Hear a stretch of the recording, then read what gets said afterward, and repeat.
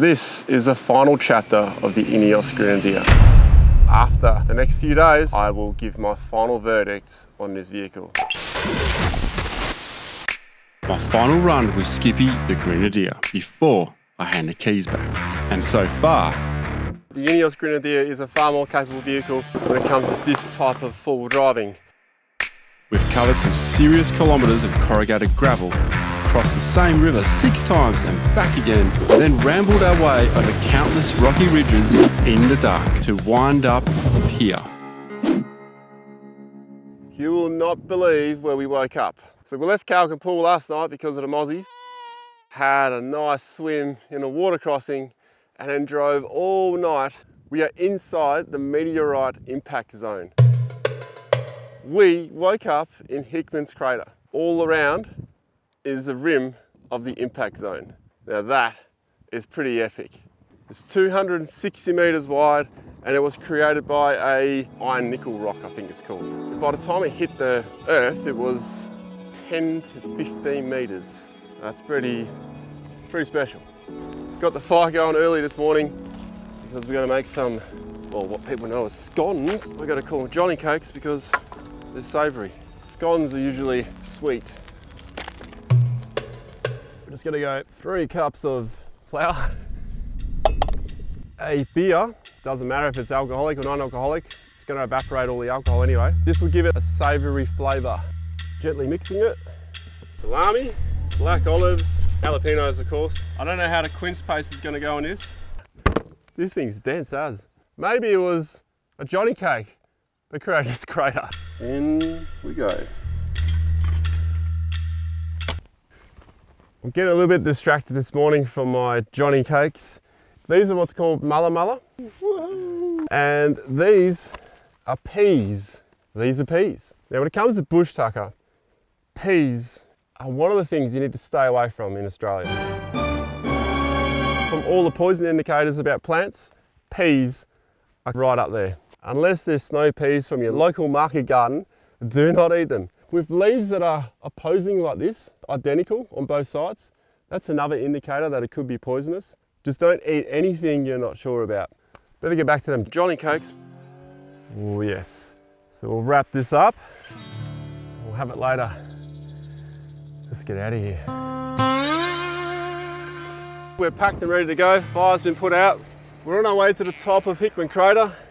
Get that nice view and see it from the top, because when we came in last night, yeah, everything was pretty dark. Aha!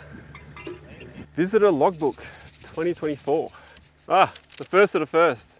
That would have been bloody hot, eh? 1st of January. As always, I've left a message. Dear Hickman, you have a nice crater. Cheers to the Space Rock for providing me images to look at later of an out of this world crater. Wait, is that a slater on the crater? No, it's just an alligator. Great place to sleep. Doubt a meteorite would strike twice. See you later, alligator from the crater. Cheers, Ronny Dahl.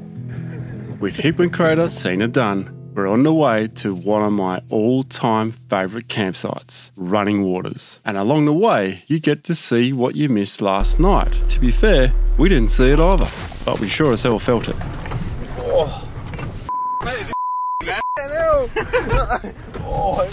So I've got time to check out this little track that ends up between this range, and then after that, I'm gonna make a hop, skip and a jump to Skull Springs, which is a bit of a drive, and the Grenadiers down to 174 kilometre range. I will likely have to top up roadside before I can even reach a fuel station. But it's all good. I've got 20 litres on this side, 20 litres on the back, and 30 litres on the side. Oh. This track is full of surprises if you're not paying attention. I like creek crossings like this one. This one caught me out last night, so you really got to just take care, because there's quite a few of these that just come out of nowhere. You get comfortable at like 40 kilometers per hour, and then all of a sudden,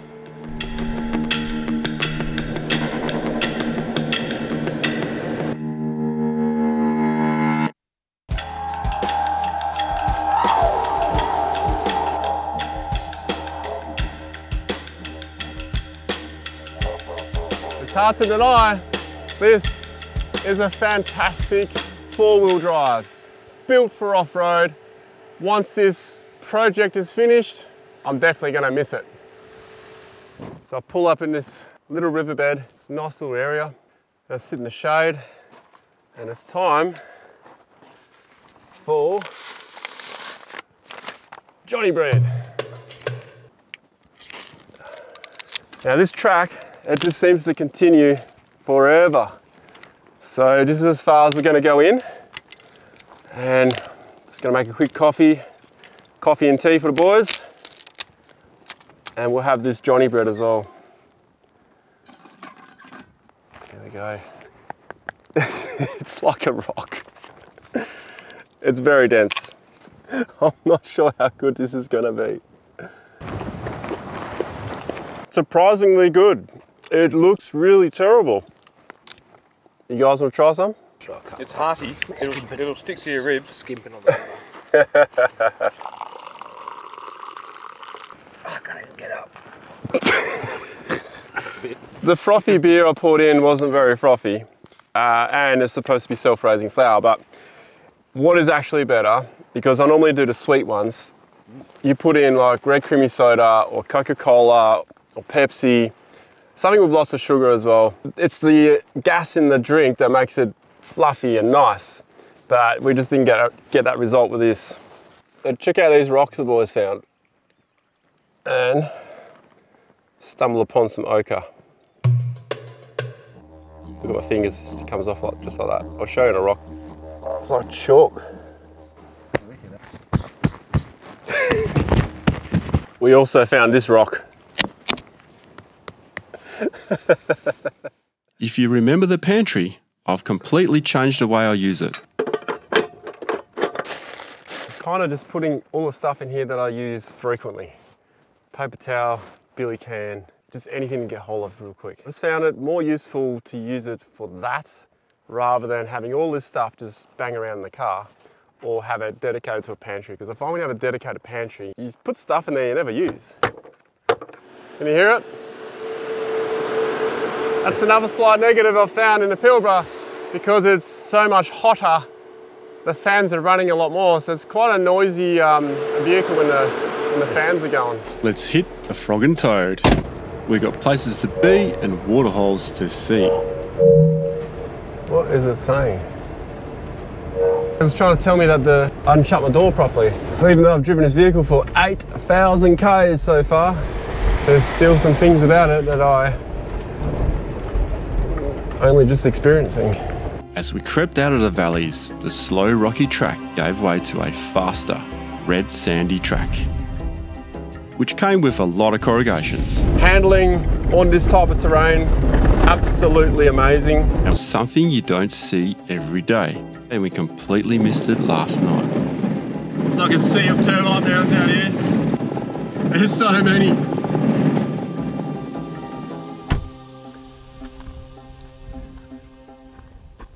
These termite mounds out here are very impressive. Now, there's a few things that I know about a termite mound. They're all built facing a certain way, and I can't remember which way that is. However, what I do know, these are giant cooling towers for the hive that's under the ground. In summer, temperatures can reach over 50 degrees. Catching the breeze could make the difference between life and death for that hive below. And speaking of life and death, I did a survival course once with Bob Cooper. He's a survival expert. And we were taught that if you have some bad guts, you've got to run and dig a hole and do your business, number twos, all the time, because you had something bad to eat or something. You can consume this and that should stop it. It's like a stool hardener, so to speak. But I think you'd have to be pretty desperate to resort to those measures, but you know, if that was the case, well, I guess you got nothing to lose, right? at the end of the Ant Mount metropolis, we reach the exit and consult the map. We have a long way to go and Skippy has used up most of his diesel.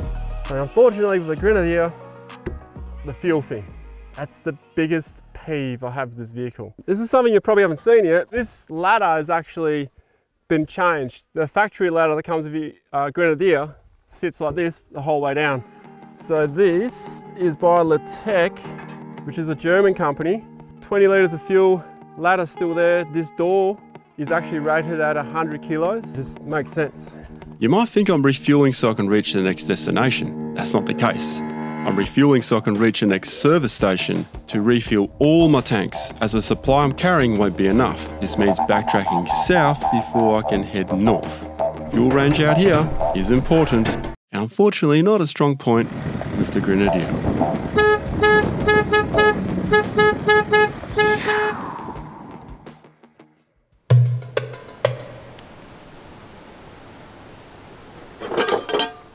Top of the morning from Skull Springs. We got here really late last night. Well, actually in the AM. By the time we settled on a place to camp, it was like 1:30 AM. Coffee's coming. Now, I've heard a rumor that this got the name Skull Springs from someone finding a human skull. We're gonna get the fire going, have a coffee, and we're gonna make our way to Running Waters. And there's something here that I want to show you before we head to Running Waters. This is spring fed. The coolest thing about this though is where it leads to. How cool is this? It's so shallow, but there's a big pool here. And the scary thought is, we were driving around aimlessly last night in the dark. We could have easily have driven into one of these pools. I actually used the water for this coffee, so the coffee is even a bit special. It's nice having a bath. Just feeling one with nature out here, eh? Hot, hot, hot. Last night was a bit of a blur. We ended up at the end of the whole section, and then we kind of got a little bit lost in the dark. And there are wheel tracks absolutely everywhere. Skull Springs. Is that not the coolest road sign you've ever seen? This road is so rough. You get high speed, deep dips, mixed with surprise washouts. It's not a road you should be driving on without experience, because there are no signs out here with a crest and a bend. It's all on you. And you've got to make sure your vehicle is in four-wheel drive, particularly part-time four-wheel drives, because otherwise it's just the rear wheels you're relying on. And out here, yeah, stability control, it's not always going to save you.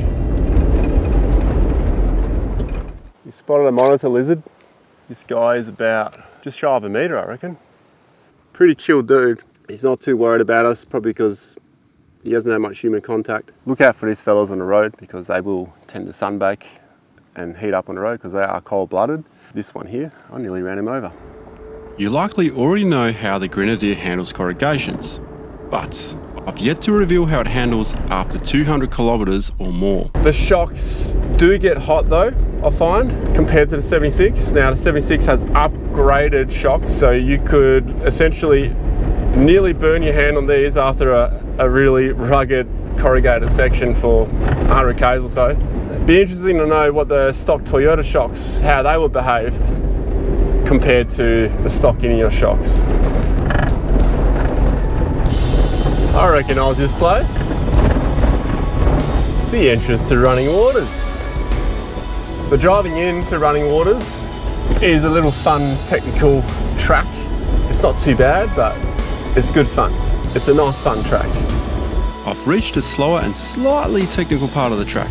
Let's drop the pressure from 32 psi down to 20 psi. This will give us more traction, but more importantly, we gain increased comfort and puncture resistance. Taking the fun way in.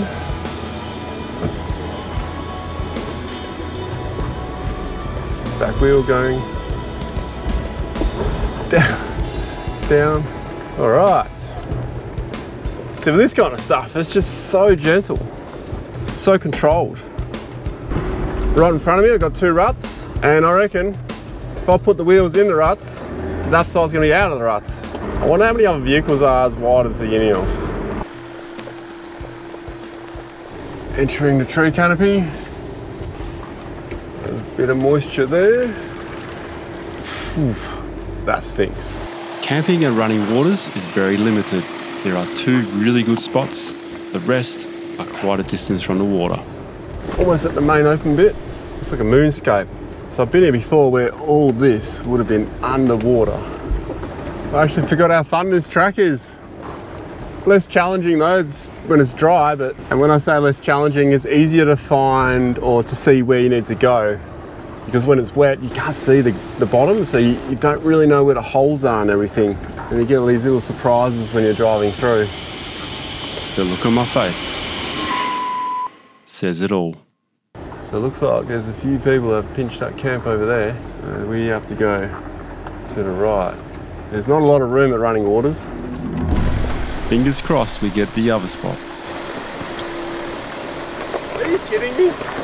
There's no way I can complain about what I'm seeing right now. This is Running Waters! Yeah! And he's hanging for a bath. I got my phone in my pocket. Did you check your pockets? Man, it's so nice near the temperature. It's actually warm. Well, that's unfair because I'm mic'd up. I'm a happy man because I'm at Running Waters, one of my top 2 camps. 25-degree heat. It's fed from a spring and it is literally bubbling to the surface. It is so cool. Well, actually, it's so warm.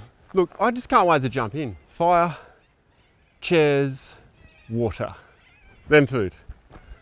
Stop it! You gotta light the fire! You light it! Hang on a sec, there's something missing.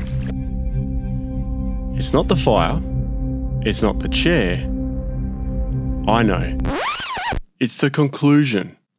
Would I recommend the Ineos Grenadier to everyone out there? Yes and no.